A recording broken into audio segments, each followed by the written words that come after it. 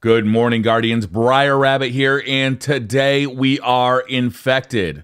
Of course, by now, many of you have been tainted by one or more of the infections that are running rampant through Destiny right now.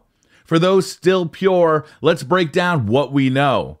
Yesterday, 5 infections broke out in Destiny, named Brilliance 3.2, Glory 2.1, Splendor 2.6, Magnificence 2.0, and finally Fortitude 3.1. The infections can be traced back to a patient zero named Say No to Rage. While live streaming on Twitch, this Typhoid Mary of Destiny found that he was infected when he noticed a curious buff on his character. The buff increased XP and reputation gains for the duration of transmission. Upon noticing this, a mysterious Twitch user named Owl Sector posted comments in his chat relating to the newfound blight. For a complete breakdown of exactly how this debacle played out, check out Say No to Rage's video on this topic. I'll put a link in the description. But be careful, Guardians. We don't yet know what other diseases this Guardian may be harboring.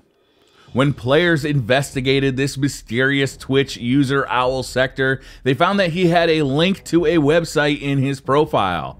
The link, of course, led to owlsector.bungie.net. The website seems to track the infection real time, as well as the percentage of Guardians with each infection. It is worth noting that the pattern of infection does seem to resemble a Warmind node.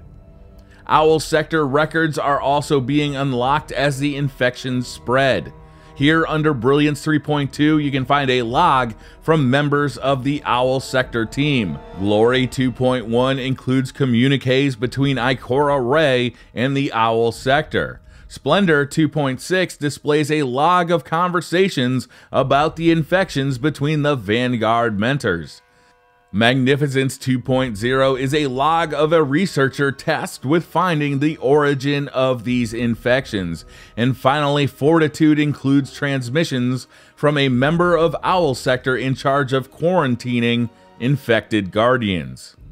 The lore here is deep, Guardians, and I would refer you to Grimoire Master My Name is Bife for a full breakdown of what we know so far. Things are developing quickly though, Guardians, so stay alert and watch for more communications.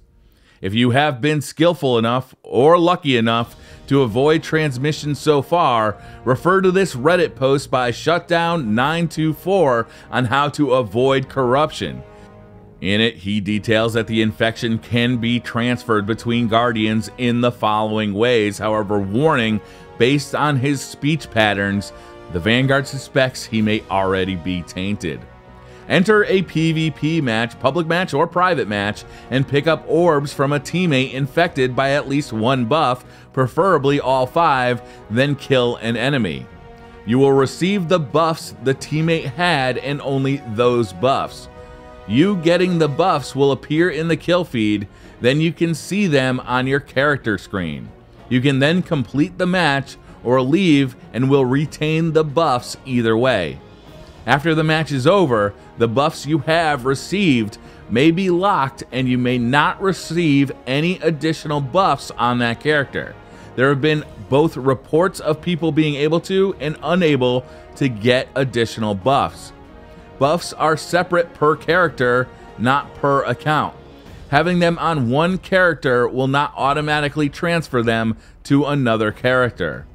There may be other ways to obtain buffs, including PvE, but the exact method to get buffs in PvE is unclear.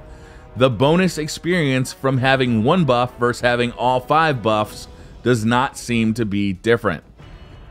Click the link in the description to inspect more of these possibly life-saving measures.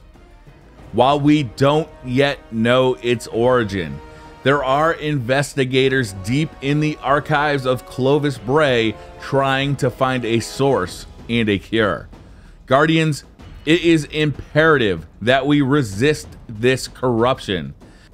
Though the infection initially seems to have positive effects, there have been reports of Guardians experiencing flickering vision, as shown here by Hunter Ethan Jeffries.